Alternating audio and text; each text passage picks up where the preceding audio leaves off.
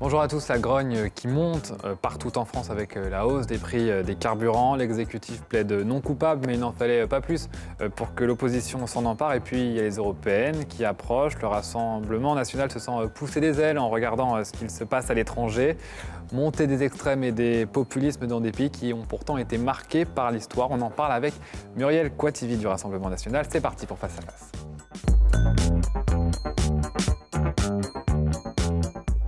Bonjour Muriel Kouativi. Bonjour. Avant de parler de ce sommaire, il y a une actualité à Lyon, c'est la réélection de Gérard Collomb, réélu dans son fauteuil par son conseil municipal. Alors, ce n'était pas vraiment une surprise. Qu'est-ce que ça vous inspire, ce retour peu triomphant quand même?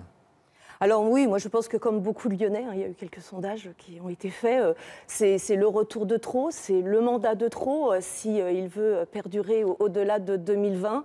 Parce que quelle confiance on peut avoir en un maire, la confiance est brisée au final, il ne pourra pas se projeter dans l'avenir, dans des projets d'avenir, quand il va devoir en permanence au final répondre à la fois de ses mensonges, de ses échecs et des scandales, des casseroles qu'il a pu enterrer avant son mandat. Donc je pense que tout ça va lui traîner à la culotte et qu'au final, du coup, il ne pourra pas défendre de nouvelles idées ou un nouveau mandat. Et donc c'est vraiment le mandat de trop, oui. On a écouté le long discours de Christophe Bouguereau pour le groupe du Rassemblement national. Alors, c'était très bien écrit, il y a eu beaucoup de rires, beaucoup d'allusions. Mais les attaques politiques quand même sur Gérard Collomb, sur son bilan, sont quand même très light, même de la part du Rassemblement national. Bah, écoutez, c'est vrai que Christophe a sa personnalité et qui est tout à son honneur. Je crois qu'il n'est pas nécessaire aussi d'en faire trop verbalement pour décrire une situation réelle. Il a parlé de la situation d'Halloween, il a insisté sur la sécurité, sur l'échec d'Emmanuel Macron en tant que premier flic de France. Vraiment, peut-être que vraiment c'est important d'insister sur le fait que son attitude a été irresponsable. Le commandant du navire admet ouvertement que le navire est en train de couler et il l'abandonne en tant que commandant en laissant femmes et enfants dans le navire. Oui, il y a un véritable problème de sécurité et Lyon, on connaît la situation de Lyon et le problème sécuritaire sur Lyon et il va maintenant devoir répondre du bilan sécuritaire sur Lyon. Christophe Bouguereau a beaucoup insisté sur ce point. Il y a un véritable problème de sécurité à Lyon et Gérard Collomb va devoir en répondre. Alors, vous faites référence à son discours d'adieu à la place Beauvau lors de la passation de pouvoir. Pour le citer à peu près sur ces communautés qui vivent aujourd'hui côte à côte, demain face à face. Qu'est-ce que ça veut dire? C'est qu'il reprend votre discours finalement? C'est vrai que ça a surpris beaucoup de monde, les mots qu'il a employés à ce moment-là. Non, je crois qu'il fait un véritable constat d'échec. Ce qui est étonnant, c'est qu'on a l'impression qu'il vient de découvrir la Lune, alors qu'il a quand même dirigé Lyon, une ville qui a rencontré de gros problèmes de banlieue depuis, ça a été le premier lieu des révoltes de banlieue. Donc il a cette connaissance depuis des années. Il a, pendant 18 mois, eu accès à tous les rapports des renseignements généraux. Et là, on a l'impression qu'il découvre la Lune. Donc oui, non, c'est un constat d'échec et un terrible... un terrible constat d'échec sur la situation actuelle. Le problème, c'est qu'à notre différence, c'est qu'il ne propose aucune solution, sinon de créer encore plus de mixité sociale. Donc, c'est vraiment terrible comme solution. Ce n'est pas une solution courageuse, comme si, pour lutter contre les narcotrafiquants et le radicalisme islamiste, en les diluant dans les campagnes, les dealers allaient naturellement venir chercher du travail, ou les islamistes radicaux aller d'un seul coup adopter les lois de la République et vivre à l'occidental. C'est vraiment se moquer des gens. C'est ça, même constat, solutions différentes. Quelles sont vos solutions, du coup Nos solutions, c'est d'arrêter de déverser des milliards d'euros dans les plans banlieues qui ne servent à rien, juste pour du vivre ensemble et apaiser une situation qui n'a rien d'apaisante. Il faut vraiment aller aider, arrêter d'ignorer cette population française qui vive le désespoir dans ces banlieues, aller les aider. Donc, des solutions, on en a. C'est la tolérance zéro, c'est la cessation du laxisme judiciaire, c'est l'expulsion des délinquants binationaux ou étrangers, c'est l'expulsion immédiate de tous les clandestins en situation irrégulière en France, c'est bien sûr de désarmer ces quartiers qui sont les quartiers les plus dangereux. Il y a véritablement un désarmement à faire, c'est fermer les mosquées islamistes. Enfin bon, on a tout un panel de solutions qui peuvent être appliquées aujourd'hui et qui ne demanderaient pas un centime, et c'est très important, pas un centime d'euros supplémentaires. Mais pourtant, par exemple, vous parlez de fermer les mosquées islamistes. Ça, Gérard Collomb l'a fait. Il a été beaucoup critiqué d'ailleurs là-dessus par sa gauche à un moment. Alors il l'a fait, c'était des effets d'annonce, puisque quand on répertorie l'ensemble des mosquées islamistes sur l'ensemble du territoire, on en ferme une ou deux, et c'est de façon temporaire, puisque globalement, si vous étudiez les situations 6 mois ou 1 an plus tard, ces mosquées sont réouvertes. Ça a été le cas notamment de la mosquée sur l'Arbrelle. Donc ce n'est que des solutions transitoires.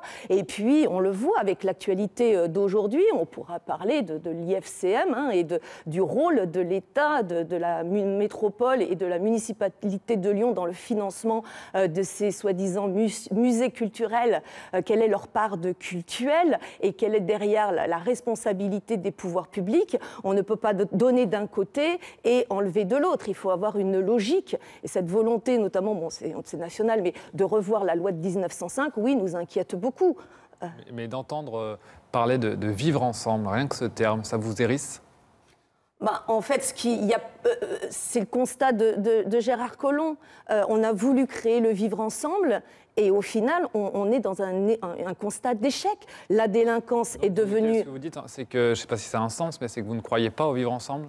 Dans la façon dont on a voulu le construire, non, absolument pas. Puisqu'en fait, on enterre les problèmes. On ne veut pas donner des mots aux mots. Et donc, ce vivre ensemble, comme l'a dit exactement Gérard Collomb, se transforme en une forme de soumission. En fait, il faut bien voir que dans ces quartiers, il y a toute la majorité des gens, de la population, est obligée de se soumettre au diktat d'un petit groupe qui font la loi, les narcotrafiquants, les radicaux islamistes. Et non, il n'y a pas de vivre ensemble dans ces quartiers. Mais est-ce qu'il faut construire ce vivre ensemble ou bien il faut assumer que ce vivre ensemble n'est pas possible? Mais on ne peut pas le construire dans le sens où, quand vous voyez que la solution de Gérard Collomb, c'est de faire de la mixité sociale, c'est-à-dire de prendre ces individus qui posent problème dans les quartiers pour justement enlever cette pression dans les quartiers en diluant et en les répartissant sur l'ensemble des villages de France, ces personnes, vous ne les changez pas, vous ne réglez pas le problème. Et je vous dis, vous allez simplement créer dans ces villages de France la problématique qui existe dans les quartiers, parce que le narcotrafiquant restera narcotrafiquant et parce que l'islamiste radical restera islamiste radical. Donc il va recréer ce réseau, cette difficulté de vivre à l'intérieur même du village. Pardon, mais quand on fait de la politique, quel intérêt de faire de la politique si ce n'est pas pour créer du vivre ensemble, permettre aux gens de vivre ensemble? C'est pas le but premier quand même de la politique? Ou abandonner, juste baisser les bras, dire on ne peut pas, c'est pas possible? Mais oui, mais justement, nous proposons justement des solutions du vrai vivre ensemble. Vous savez, moi, je suis venue en politique sur un constat évident de ces 30 ans de laxisme judiciaire et de laxisme politique. L'excès de tolérance engendre l'intolérance.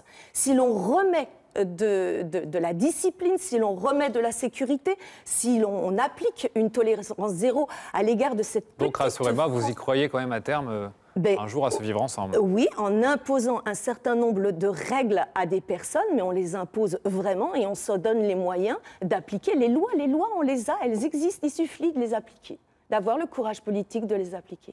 Et juste un mot également, parce que quand on lit ce qu'il déclare également à un journaliste de Valeurs Actuelles, notamment sur l'immigration, où il dit qu'il faudrait aller plus loin, est-ce que quand même ce discours ne vous séduit pas?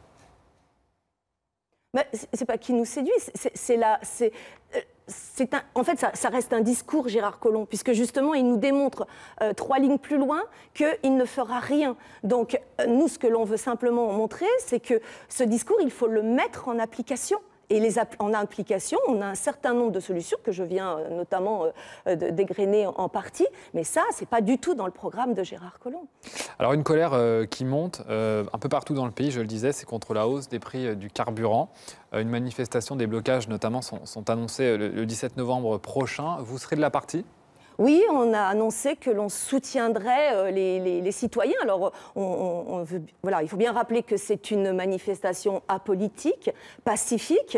C'est une manifestation des citoyens, mais on y participera en tant que citoyens. Il faut savoir que nous, le Rassemblement national, ça fait déjà plusieurs mois que l'on dénonce à la fois la hausse des carburants, mais de façon générale, ce matraquage fiscal auprès des automobilistes. Là, c'est vraiment la goutte d'eau qui fait déborder le vase. Et donc, évidemment, nous soutiendrons les citoyens pour faire passer le message que Macron s'est trompé de personnes pour récupérer encore, pour matraquer fiscalement les Français. Alors vous le dites, vous dénoncez, c'est vrai que vous dénoncez beaucoup de choses depuis un moment, mais est-ce que vous comprenez particulièrement cette colère sur le carburant, le prix à la pompe ? Oui, ce qu'il faut bien voir, c'est que cette colère est justifiée dans le sens où, en fait, on le sait, hein, les automobilistes sont des poules aux œufs d'or, mais on a créé une dépendance. En fait, l'automobiliste aurait la liberté de prendre son automobile ou pas. À la limite, ça serait une liberté et il aurait une autre alternative. Mais le gouvernement, avec le temps, la société a fait qu'on nous a créé une dépendance vis-à-vis du véhicule. On est en train de faire la même chose d'ailleurs avec les smartphones. Hein. À terme, je pense qu'on va avoir la même problématique. On a créé une dépendance. Les Français en ont besoin pour se déplacer, pour même... vous voyez, ma grand-mère, elle était en Bretagne, dans un village isolé. Elle a été obligée de déménager en maison de retraite parce qu'elle ne pouvait plus conduire. Il faut vous dire à quel point cette dépendance aujourd'hui est importante. On en a besoin en termes de survie. Et donc, en contrepartie de cette dépendance, une fois qu'on est bien dépendant, vas-y, on taxe, on surtaxe. Mais en contrepartie, on ne crée pas de solution d'aménagement du territoire, une alternative à l'automobile. On pourrait en parler sur Lyon, hein, que ce soit au niveau de la circulation, du stationnement, avec le déclassement de la 6, la 7, avec les péages urbains, les transports en commun, les TER. On sait les problèmes qu'il y a aujourd'hui avec les TCL et les TER. Les personnes qui ne prennent pas leur voiture ne peuvent vivre l'enfer des transports en commun. Donc c'est aux politiques de proposer une véritable alternative avant de matraquer fiscalement les Français. Et vous entendez aussi la réponse de l'exécutif ? Oui. Oui, il y a un moment. Alors, cette hausse, elle est quand même due principalement au cours du pétrole. Ça, c'est au niveau mondial, on n'y peut pas grand-chose. Il y a en plus, c'est vrai, la taxation qui augmente sur le carburant pour financer la politique écologique, la transition écologique. Alors, pour la première réponse, franchement, quand vous avez un plein à 60 € et que l'essence coûte 20 € et que vous avez 40 € de taxes, nous, ce que l'on dit, c'est qu'aller au gouvernement d'aménager les taxes en fonction du prix de l'essence pour qu'il y ait en permanence une stabilité du prix à la pompe. Et puis, l'argument écologique, excusez-moi, mais justement, là, c'est comment Macron, qui est un mondialiste, qui défend le libre-échangisme généralisé, peut venir nous parler d'écologie. Imaginez quand vous avez un produit qui fait 10 000 km en cargo, qui traverse la terre entière pour venir en France, et qu'une fois qu'il est arrivé en France, vous avez le même trajet dans l'autre sens pour aller traiter les déchets, donc 20 000 km aller-retour. Un cargo, c'est l'équivalent en émissions et en particules fines de l'ensemble du parc automobile français. Donc, qui ne viennent pas nous parler d'écologie, c'est une fausse excuse pour taxer les Français et pour éviter des économies. Nous, ce que l'on demande immédiatement, c'est que quand il vient nous dire « Ah oui, mais je ne peux pas taxer le travail, il vaut mieux taxer les automobilistes ou les retraités », il faut arrêter de penser qu'en taxe et il faut peut-être un jour penser en économie. Est-ce qu'il n'y a pas parfois de la mauvaise foi dans ces attaques, une récupération politique aussi de cette colère ? Ça ne serait pas la première fois. Je ne vois pas où est la récupération politique quand vous voyez au jour le jour la difficulté des Français à boucler leur fin de mois. Franchement, je pense véritablement que si on voit l'historique de cette mobilisation, c'est vraiment les citoyens qui sont dans un ras-le-bol général. Et nous, on a dénoncé la chose depuis plusieurs mois, donc naturellement, on se retrouve dans cette colère des Français. Mais c'est vraiment une manifestation apolitique, avec un ras-le-bol général, parce que c'est la taxe de trop. La taxe de trop. Quand on regarde quand même juste les chiffres par rapport à il y a 45 ans, en 1973, 1 heure de SMIC, pour bien comparer, permettait d'acheter 3 litres d'essence. En 2018, on peut en acheter le double avec le SMIC d'aujourd'hui. Et les voitures de 1973 consommaient 2 fois moins que celles d'aujourd'hui. Est-ce que, en voyant ça, est-ce que le carburant coûte vraiment plus cher aujourd'hui qu'il ne l'a jamais été? C'est toujours pareil. C'est pour ça que je ne veux pas rentrer dans la bataille des chiffres. On pourra dire... Non, mais c'est une comparaison assez simple. Oui, on pourra faire dire ce qu'on veut aux chiffres. Aujourd'hui, il faut comprendre un ressenti. Oui, c'est le ressenti mais justement, des ressenti, Français. il est engendré par qui? Est-ce qu'il n'est pas aussi engendré par un système politique aussi, par des partis politiques? Moi, je crois, et c'est pour ça que je veux mettre le doigt. Il ne faut pas revenir à la raison, quand même. C'est que le ressenti, c'est cette injustice de taxer en permanence les personnes sans leur proposer une alternative de l'autre côté. Je crois que les Français, on a vu dans le cadre des européennes, les premiers sondages qui sont en train de paraître, leur volonté de protéger l'environnement. Et j'en suis la première agréablement surprise et j'en suis la première convaincue. Donc, donc les premiers à peut-être vouloir justement trouver une alternative à l'automobile. Ça, on pourrait débattre du nucléaire à ce titre-là. Mais il faut qu'on ait une alternative en contrepartie. Et les partis politiques ne savent que taxer, nous imposer, sans jouer leur rôle de politique en nous proposant une solution alternative. Et ça, vous allez le voir, ça va être le grand débat des municipales de 2020, parce qu'on est en train de faire de Lyon un endroit où on ne pourra plus rentrer. Les Lyonnais veulent juste leur droit de cité. Alors le gouvernement, justement, est prêt à faire un geste. On parle de solutions comme des sortes de tickets carburant sur le même modèle que les tickets resto. Est-ce que ce serait une solution, par exemple? À mon avis, c'est encore de la grande communication à la Macron. Non, mais imaginez un instant. Sur la proposition, vous imaginez cette proposition pour rendre 20 € par-ci, 20 € par-là. Vous imaginez l'usine à gaz que ça demande, même en termes administratifs. Le peu qui va redistribuer va être dépensé au double, au triple en frais administratifs.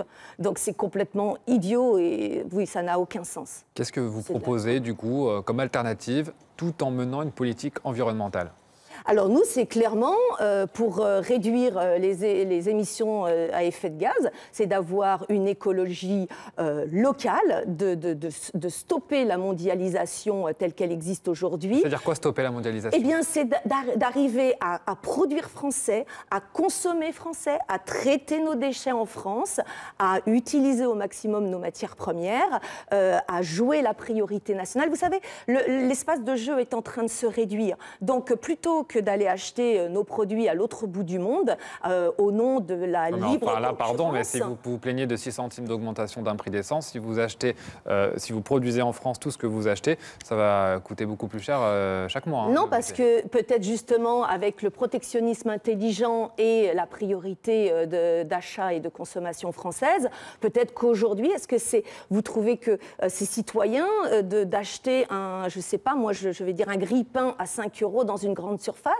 quand on sait quand on connaît les conditions de fabrication à l'autre bout du monde. Donc aujourd'hui, c'est que faire en sorte que le grille-pain ne soit plus à 5 €. Oui, on maintient l'idée qu'il va falloir consommer mieux, qu'il va falloir consommer moins. Plus cher, moins de pouvoir d'achat. Ah non, ça n'a rien à voir avec le pouvoir d'achat, parce que justement, si on recrée de la croissance interne à la France et qu'on taxe moins, c'est pas une histoire. Si vous gagnez 100 et qu'on vous en prend 80, il vous en reste que 20. Mais si vous gagnez 100 et qu'on vous en prend que 60, il vous en reste 40. Donc là, il y a un équilibre par rapport justement à l'imposition fiscale.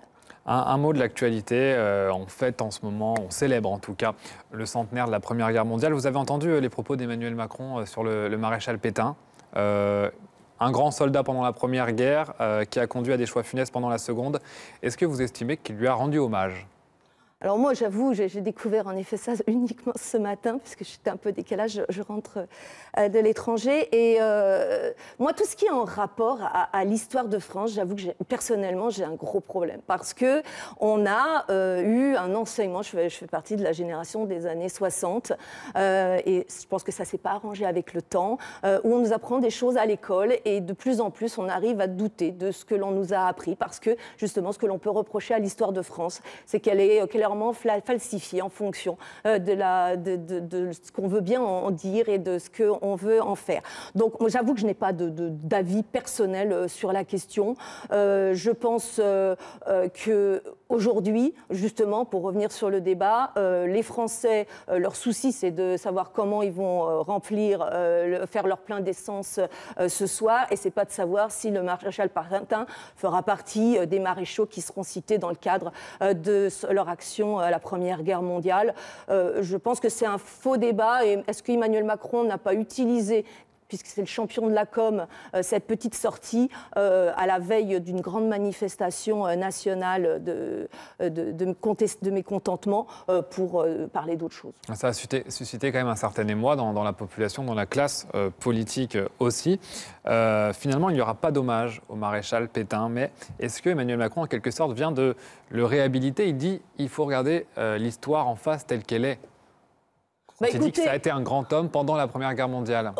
Au-delà du maréchal Pétain, je crois que nous, on est les premiers à demander qu'au niveau de nos programmes d'histoire de France, qu'on ne falsifie pas notre histoire. C'est falsifié sur quoi aujourd'hui? Non, mais dans le sens où on ne devrait garder que certains moments et on ne doit pas apprendre toutes les époques. Oui, une histoire de n'importe quelle nation, c'est fait de haut et de bas, mais il faut être fier de son histoire. Et nous, on a fait en sorte qu'on est en permanence dans la repentance, dans la honte de notre histoire.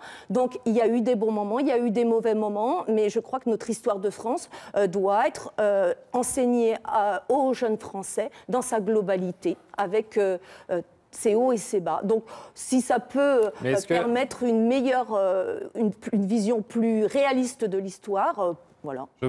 Ce qui choque peut-être, c'est que l'histoire, on la laisse aux historiens et à la limite, c'est tout à leur honneur d'expliquer les hauts et les bas. Factuellement, il n'y a rien de faux là-dedans.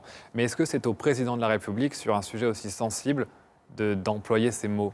C'est ça qui choque. Moi, je pense que c'est créer une controverse qui, aujourd'hui, sortie comme ça, hors de son contexte, n'a pas lieu d'être. Moi, je retiens que Emmanuel Macron, c'est peut-être ça le plus grave dans justement cette volonté d'être fier de son peuple, d'être fier du pays que l'on représente, n'a pas voulu célébrer la victoire de la Grande Guerre, n'a pas voulu du coup rendre hommage à tous ces millions de soldats qui sont morts. Il le fait quand même. Oui, mais de ne pas vouloir admettre qu'on est sorti victorieux de cette grande guerre, et parce qu'on est sorti victorieux de cette grande guerre, ça a expliqué un certain nombre de choses après, notamment la Seconde Guerre mondiale. Si on avait perdu cette guerre, il n'y aurait peut-être pas eu la Seconde Guerre mondiale. Donc on ne peut pas falsifier ce moment de l'histoire.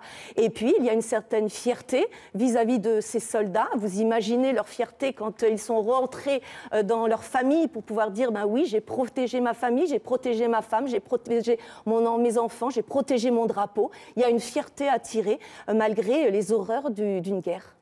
Il a été frappé de l'indignité nationale quand même entre-temps. C'est quand même quelque chose d'important, non? L'indignité nationale. Oui, c'est le cours de l'histoire. Enfin, je veux dire... Mais du coup, la question, c'est par exemple si demain, ce que je ne vous souhaite pas, vous sauvez quelqu'un d'un danger, que le surlendemain, vous lui tuerez dessus. Est-ce qu'on se souviendra que vous avez réalisé un acte brave? Et c'est pour ça que le devoir de mémoire est historique, mais il est aussi politique. Donc aujourd'hui, peut-être s'ouvre un grand débat sur comment on doit témoigner de l'action du maréchal Pétain au moment de la Première Guerre mondiale. Je pense que ce débat, il ne doit pas se régler en 24 heures. C'est un débat qui était clos jusqu'à présent, en fait. Il l'a rouvert. Bon, il l'a rouvert. Écoutez, il l'a rouvert. Mais je pense qu'il nous faudra plus de 24 heures pour le refermer à ce moment-là. Une autre question d'actualité. Vous avez suivi l'interpellation d'individus soupçonnés de projeter des attaques contre le chef de l'État ces derniers jours. Ils appartiendraient à la mouvance de l'ultra-droite. Comment on en arrive là, à un tel niveau de violence? Alors, du peu que j'ai suivi, puisque je vous dis, j'arrive de l'étranger, à un tel niveau de violence, ultra-droite, tout ça, ça a été des supputations, puisque moi, ce que j'ai entendu, c'est un internaute qui serait proche de Debout la France, qui aurait mis en affiche de profil une image de Marion, c'est ça, et qui aurait mis des commentaires, comme on peut en voir tous les jours sur les pages Facebook de tout le monde.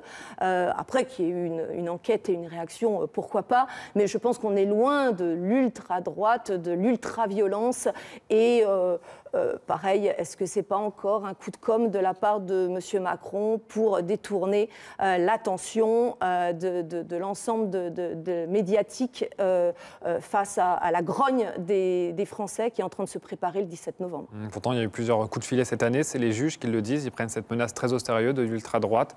C'est un danger qui vous inquiète quand même? Oui, mais enfin, vous savez, la politisation de la justice aujourd'hui me fait aussi douter de leurs premières enquêtes. Hein. Quand je vous rappelle que moi, on a quand même ouvert une enquête me concernant pour à provocation à la haine raciale, parce que j'ai déployé une banderole français d'abord, clandestin dehors. Voilà, c'est une ouverture d'enquête. Là, il y a une ouverture d'enquête. On peut ouvrir beaucoup d'enquêtes, mais derrière, je pense que ça ne va pas aller très loin. Il nous reste 30 secondes. Un mot sur les européennes qui approchent. On a l'impression que ça patine un peu du côté du Rassemblement national pour trouver une tête de liste, notamment.